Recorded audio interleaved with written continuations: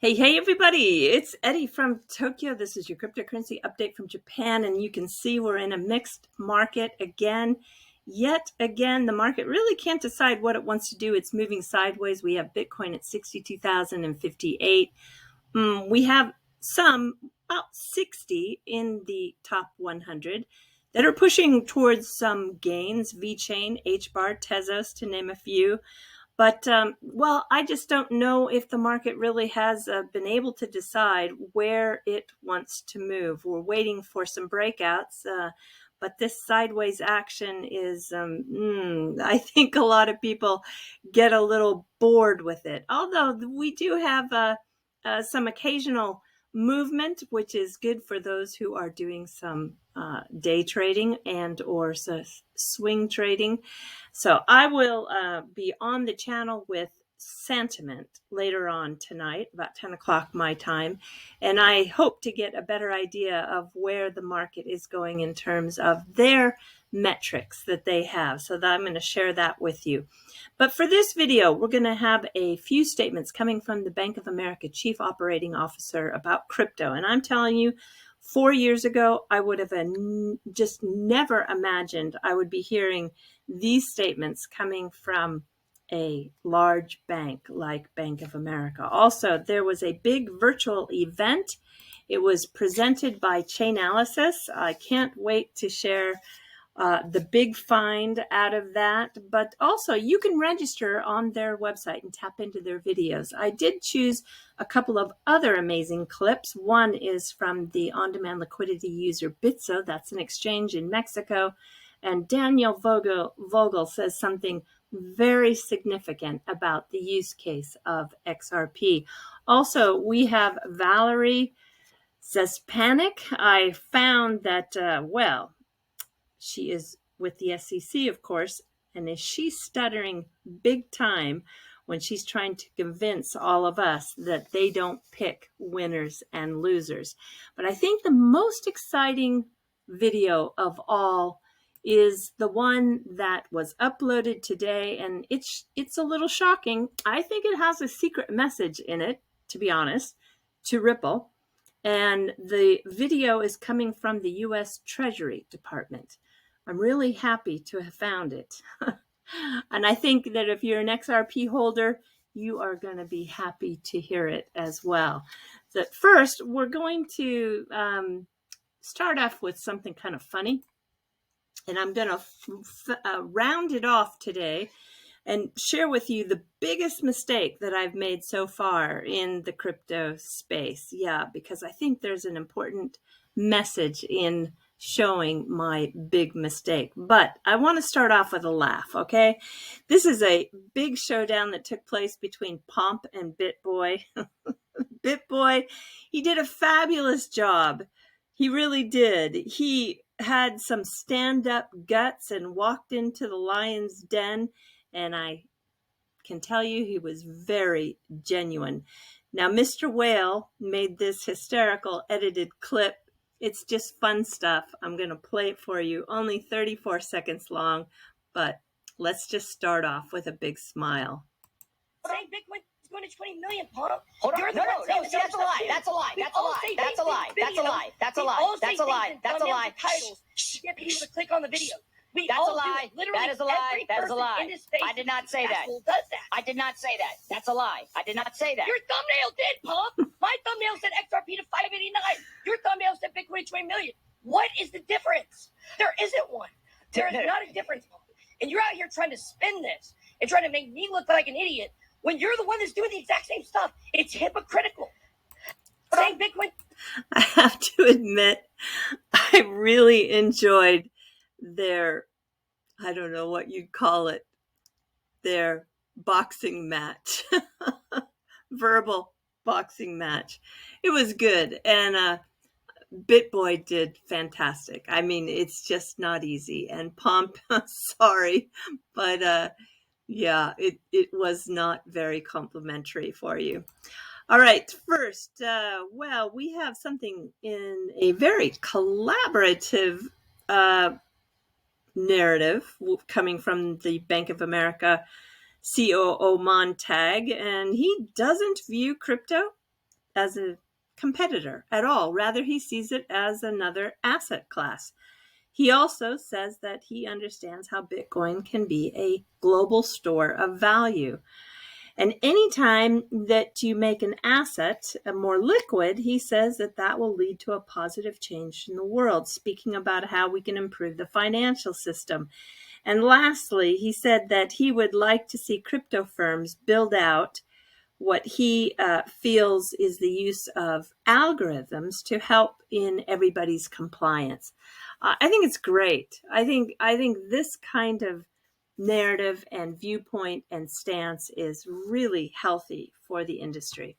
All right, so the first video is a conversation with the first director of the SEC's new FinHub office. Valerie, reports directly to Gensler, but you really want to hear her talk about picking winners and losers. It's just amazing, because in the 59-minute conversation, this part right here, she is noticeably having some trouble and is stuttering with her words. I am just sure she feels very uneasy about what she is saying. We're trying not to regulate in a way that has picking winners and losers in technology, or a certain technology and pushing that. We're trying to be technology neutral to allow the innovation to happen, so that there's more than one solution. There's more than one business model. We want to encourage a lot of that kind of activity to take place, and it's not our role to direct how that takes place. As long as it's compliant in terms of, what is the winning technology, if there is one. So we're trying not to I think she just regulate the way. Better stop there. And the second clip is building a cryptocurrency business in Latin America. This is with Dan Vogel. He's the co-founder and CEO of Bitso, which had been moving that money between the US and Mexico like 8% of that $40 billion corridor at the peak last year. And they were using the digital asset XRP. And it's very significant what he says here, because this is the actual life-changing transformation use case of crypto and the technology, and how he believes it really outweighs speculation. And you have to keep in mind that Gensler just hasn't hurt the XRP holders. He has also hurt many who have been relying on the technology to send money home. All right, here we go for this one. And you're starting to see like real change happening. And it's still small scale, right? Because when you compare it, again, to the speculative nature of crypto trading around the world, well, these things are kind of like insignificant. But when you talk to the individuals and you realize like how life-changing this is, the lifelines that this technology is providing for them, the actual use cases, the transformative nature of the technology, it's incredible. No, it's incredible.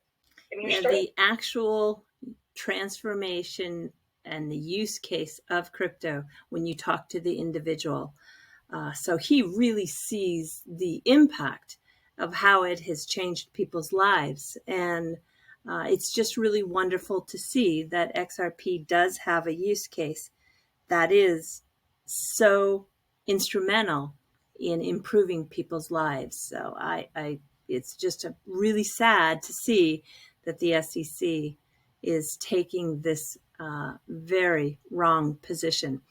All right, just before you look at this next video and you tell me it's a deep fake, as some people had the nerve to do on my Twitter feed, unbelievable. People just spew out the most crazy things before they even invest 30 seconds into research. This is the U.S. Department of Treasury's website.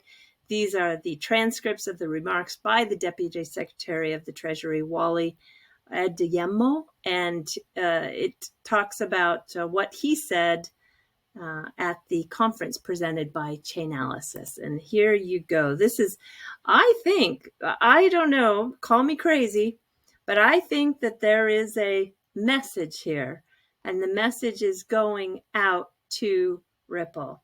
Have a listen. Even for people or companies transacting within wealthy nations, the cost of cross-border payments, while lower than at any point in history, remain high.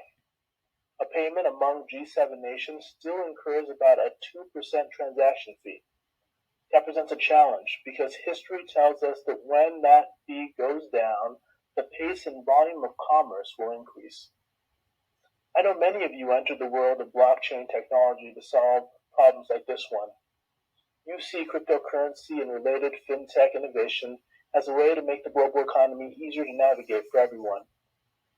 And I want to let you know, we share that aspiration.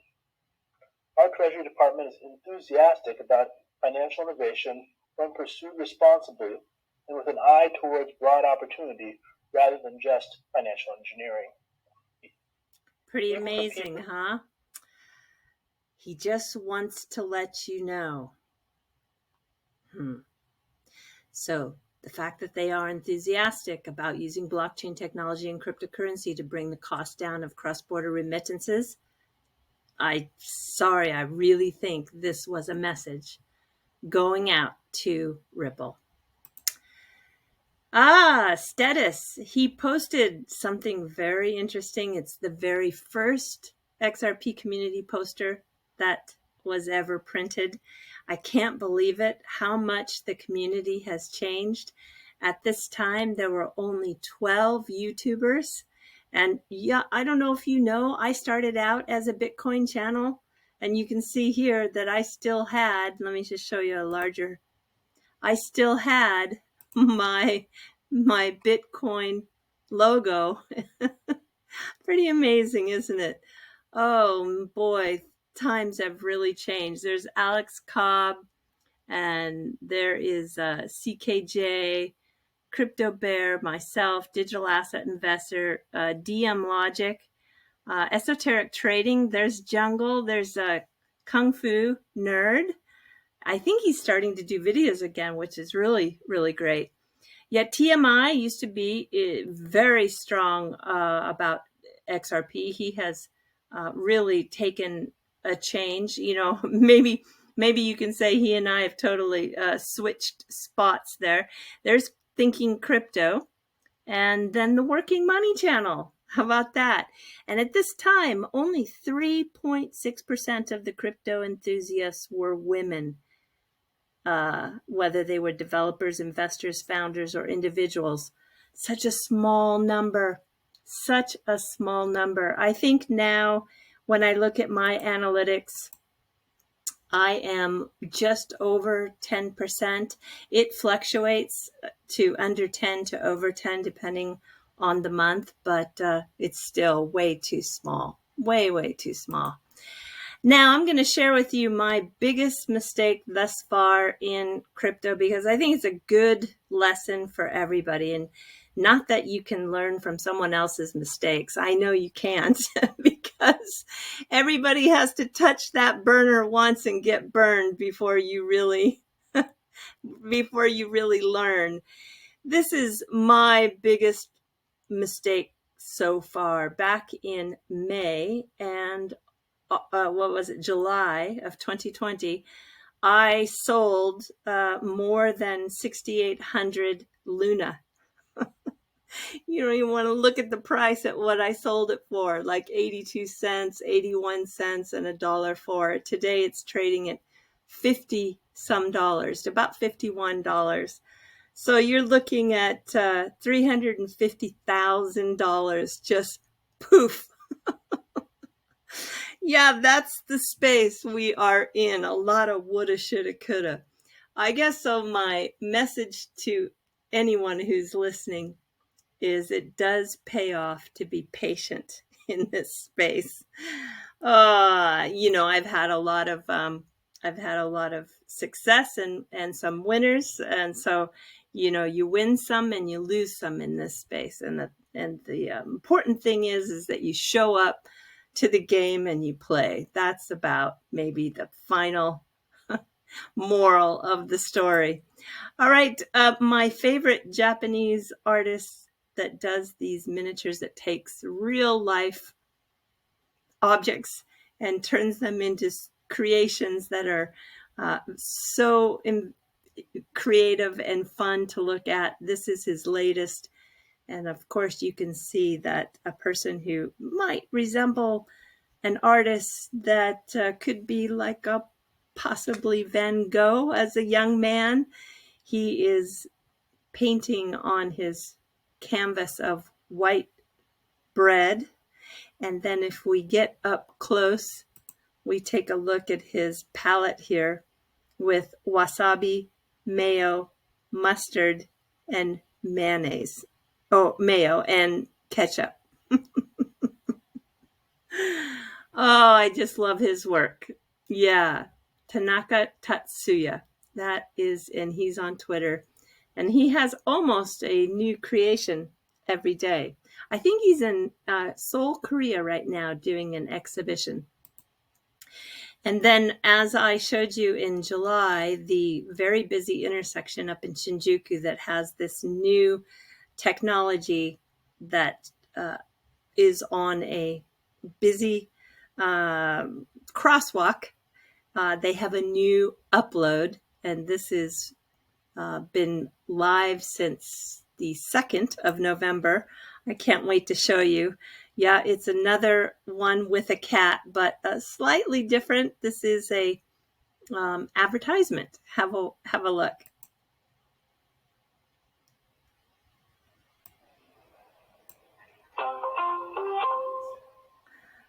You have to understand this is 4 stories up.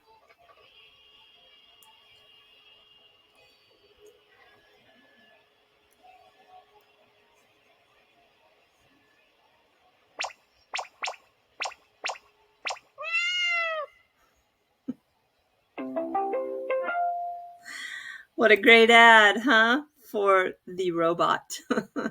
Fun stuff. I have not yet seen one of them in person. I don't get up to Shinjuku very often.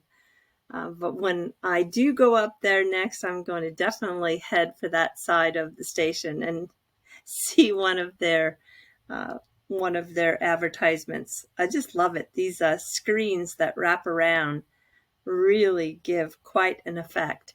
All right, everybody, do take care. Sayonara for now. Bye-bye.